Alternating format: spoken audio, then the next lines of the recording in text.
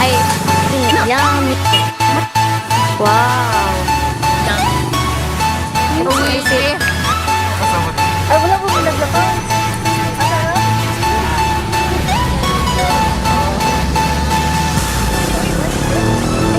Ang bayo na kayo.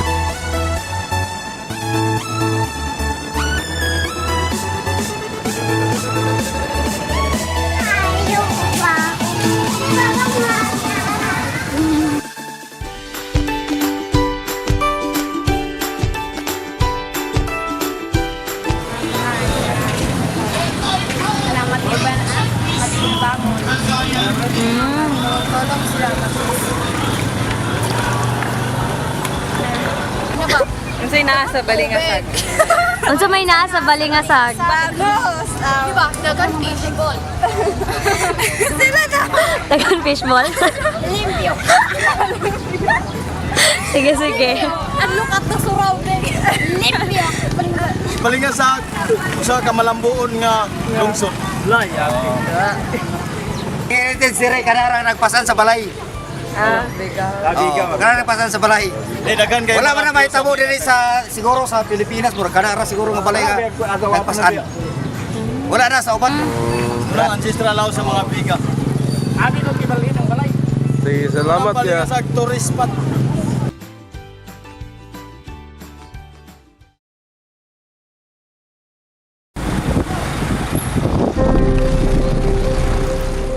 Welcome to the beautiful town of Balingasag. Balingasag is a second-class municipality in the province of Misamis Oriental, Philippines. It was founded in 1842 with a total area of 147 square kilometer. It has 30 barangays, and according to a census in 2010, it has a population of 65,876 people. Balingasag started as a pre-Hispanic settlement, which was eventually discovered by the Spaniards when they came to colonize the Philippines. Presumably, the name came from two contracted Cebuano words, baling, which means fishing net, and kasag, which means crab. This is the Vega House. It is known as the oldest ancestral house. It is also one of the first transition bahay na bato-inspired houses that has been standing through times and witnessed the different colonial periods of the Philippines in its 200 years of existence. The most interesting part of this ancestral house is that it is made of sculpted wood pieces. There are no existing documents that would trace as to when this house was exactly constructed. Unanimously, they say, this house was built around 1800s. The house is designed with three sculpted wooden main structures in the three corners that act as a support to the protruding second floor of the house. It has been foretold that these statues of men represents the three sons of Ignacio Juan Vega, the first owner of the house, namely Santos, Pedro, and Gregorio. The house is made of malav and balayong as primary material used in building the house. Its walls are designed like woven abaca, or what the community called white. Another notable feature of the house is its uppermost portion, which still uses the classical cogon for the roof. One can observe that its support beams are decorated with chambered nautilus motif. One can somehow conclude that the owner of the house used the best quality of materials during its construction, as it is evidenced by the house itself, which has been withstanding the tests of time through centuries. And that is the Vega House. as we are in search for another ancestral house. We drove past by Santa Rita College, which was built in 1901. And here we are in our next stop is another ancestral house, considered to be one of the cultural properties of the town. The house is called Ludenia House. It was built later than the Vega House. At first glance, we could see a two-story house painted in white with different plants on its veranda. We could easily conclude that the house was pretty old because of its material used and style. Although it was a little bit renovated, we could still identify this house as antique. We could clearly see that this house was made of high-quality wood, for it lasted up to this generation. The design of this house was very famous way back 19th century here in the Philippines. The windows, doors, and even the walls are very detailed in style. For the walls, the artist used horizontal lines to emphasize serenity.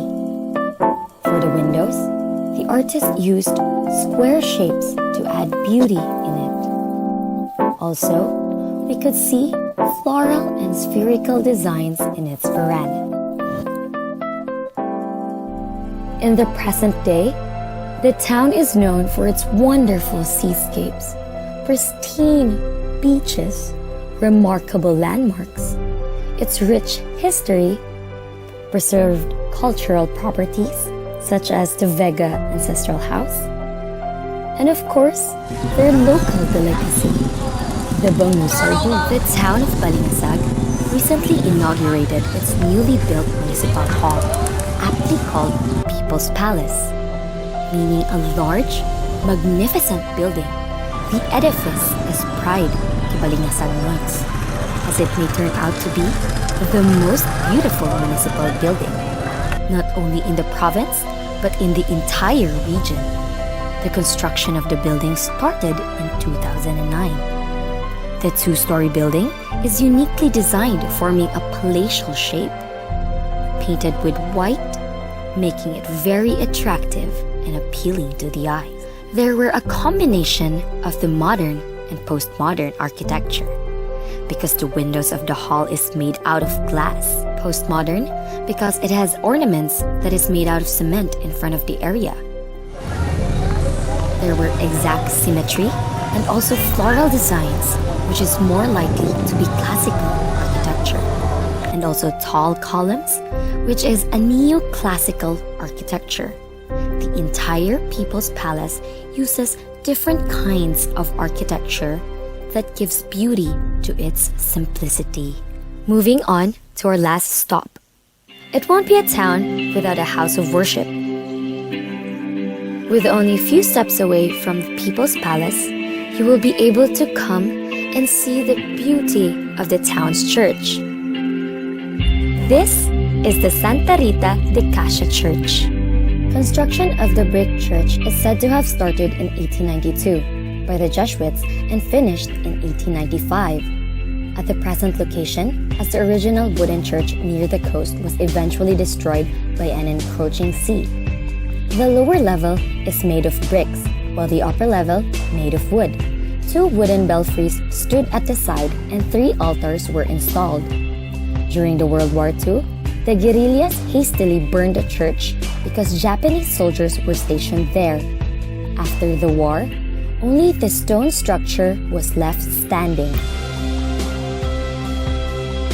Insofar as the retablo is concerned, the existing one is similar to the previous, the fact that it has 3 canopies as well. Occupying the center canopy is the cross of the risen Christ. To his left is the statue of Santa Nina, while on the right side is Santa Rita de Casia. The apexes of the canopies are shaped like as an inverted letter U of the English alphabet. The canopy's posts or pillars are rounded with shiny brass or bronze plates. On its base block are 2 full life-sized angels, and a few feet away from them, or going inward to the center, are a block of beautiful tiles. They look nice. The design is attractive, The main altar has a transparent glass up front, where a sculptured minute image of the Last Supper is depicted and could be seen visibly by the churchgoers. Located far left from the main retablo is where the tabernacle is placed. It occupies a space below the retablo, where the statue of the Sacred Heart of Jesus occupies.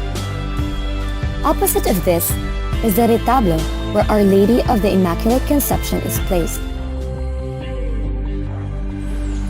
Making a documentary is a very exciting task. This project serves as a great learning experience, not only for me, but for all of us! We went to a place we've never been before, met the people in the community, and roam around to search for buildings to be. In totality, Balingasag is not only beautiful, it is also peaceful because of the simple living of the people. It is rich with its culture and heritage. Pristine, for they maintain a clean environment. It is harmonious, for every citizen is participative and share one goal for the betterment of their town. Lastly, it is full of love, hope, faith, history, custom, and warmth. Therefore, it is home.